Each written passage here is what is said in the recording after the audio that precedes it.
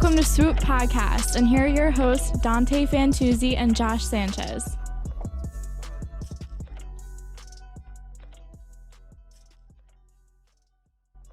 Hey everybody, and welcome back to another edition of the Swoop Podcast. Where's your guest for the night? Dante Fantuzzi. I'm here with my partner, Josh Sanchez. And it has been a very wonderful, crazy experience going on in the NFL right now. There's so much to cover and there's so much to talk about. But real quick, as we said in our last podcast, that one was strictly NBA. Now we're going to do an NFL podcast this week. And again, before we start anything, we have a website. Follow us on swooppodcast.com. And like and hit that subscribe button. So anyway, our first topic is, over the course of the weekend, we have seen the NFL unite as one due to President Donald Trump's comments. Yes. And Dante, how do you feel about the protests in the NFL so far?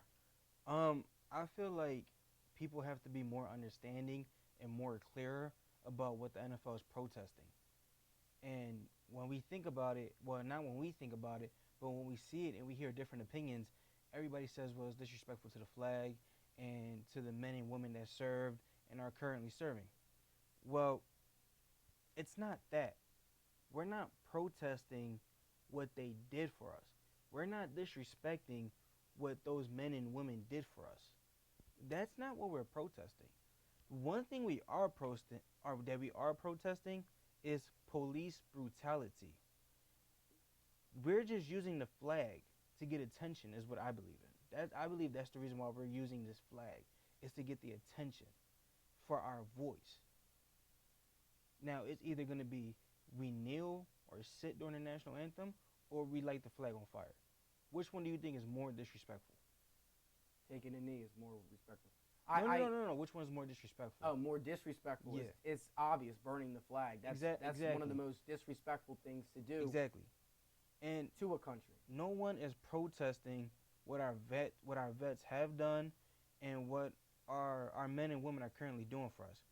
We're protesting domestic abuse our people are receiving from the people who are supposed to protect and serve us. And I completely understand that point. And again, we have the right. It's free speech. That is the First Amendment. We have the right to voice whatever we want to voice. But here's the problem I have with the NFL. I want you to understand this perspective. Has there not been, multiple occasions where there's been a police brutality crime and the NFL hasn't done anything about it. No one united. But as soon as Donald Trump said something about the NFL owners and their money was intact, that's when the NFL united and the owners were included, because some of the owners funded Donald Trump's campaign when Donald Trump was running for office, such as Robert Kraft, he was. Jerry Jones also funded. And then they're the same guys that are uniting because their money is like Donald Trump pretty much threw them under the bus. That's the only problem I have with it. If you're protesting for the police brutality and stuff like that, why not do that from the beginning when it's just started, when Kaepernick was taking a knee and stuff like that? Now, all of a sudden, Donald Trump says the NFL owners, should fire them son of a b. That's what he said. For everyone that knees, they should fire. As soon as he attacked the NFL owners, that's when the NFL owners and everyone came together. And that's the only problem I have with it, is because we do have the right to free speech, and I completely respect people taking knees. That is our right to free speech. That's what people have to realize. Eras are different. Perspectives are different. So obviously, someone who's been raised by a military family is going to feel some type of way, instead of someone that's been raised by someone that got killed by a police officer. It's all about perspective. We need to build a tolerance for that. And that's the problem we have as people. Like, when we protest, we shouldn't protest against each other. We should protest to unite and change the law system. And that's exactly what I would say.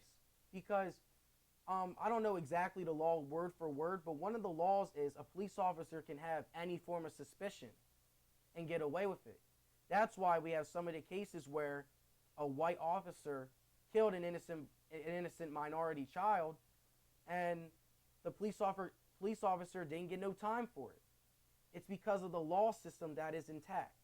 That needs to change. Instead of protesting against the whites or protesting against the blacks and protesting against the Latinos and stuff like that, we need to unite as one and change the law system. The law system was created 200 years ago.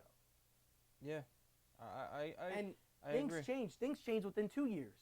Mm-hmm. And that's the point I'm addressing. Is I get the protest. I'm not against it. I'm in the middle of this situation. I understand where people are coming from with the military because again, people have died for our country. That's their perspective. And I also understand the other perspective where it's clearly it's a proven fact that depending on the cops, some cops target more minorities than they do whites. It's a proven fact in our country. Now, the thing It's that just a keeps law system that has to be changed. the thing that keeps bothering me, and you hit it right on the nose. We're protesting black versus white, minority versus white. We have a president right now that's dividing all of us up. We shouldn't be divided.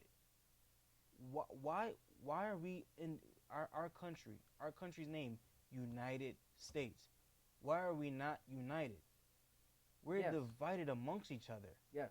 And the sad part is that we're divided amongst the color of our skin. That shouldn't be that way.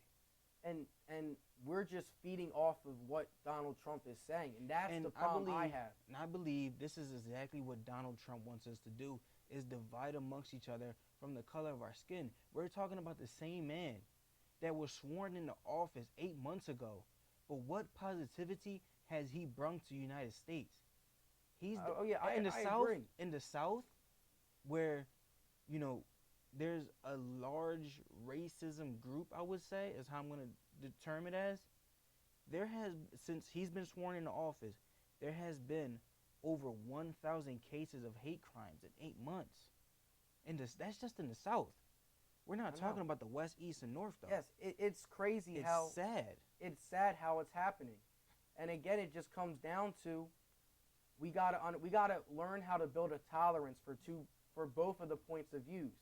Like you I gotta completely understand agree. our country, the United States, the 44 presidents before Barack Obama, weren't they all white and rich? Yeah, white rich men.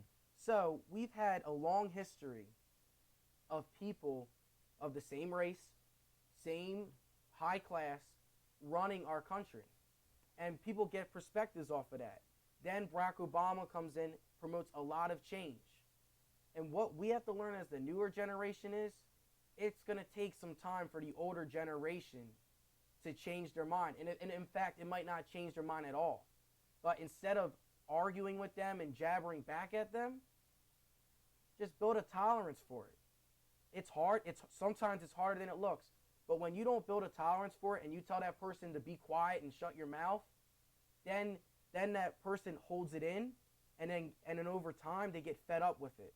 And then that's when they unleash it, and that's why we had the protests in Charlottesville where people were saying screw the gays and all this stuff. Mm-hmm. Because all those people did not let their voices be heard, even though I understand it's wrong. But because we didn't let them speak, we were like, no, be quiet. You don't have a voice. It don't matter who it is or what topic. If you tell someone not to have a voice, that person's going to be, at first he's going to be quiet. He's going to keep it in deep down. But eventually over time, he's going to be like, I have enough of this crap. I want my voice to be heard. And when they explode, it's not pretty. And that's what we have to realize. And that's the topic I wanted to talk about. And you know what I find to be so sad about this is that our main goal are to be sports journalists, Yes. sports broadcasters. Like, I want to talk about sports. I don't Right. want to talk about politics. And the thing that keeps bothering me and that I find so sad is that at one point, sports was never so political. Now we have a president who is bringing politics, who has brought more of the politics into the sports world than the politic world. That's basically what I'm trying to say. Yep, I agree. There's I completely other agree. things that are happening right now. In Flint, there's still no water. I know. Puerto Rico, there's no Yes. power. Yes, But there's you no want to go power. on Twitter and have a Twitter beef with Steph Curry. You want to go on national TV and call these football players sons of bitches, they should be fired because they have the right to protest what your people are doing. And when I say your people, I mean the people.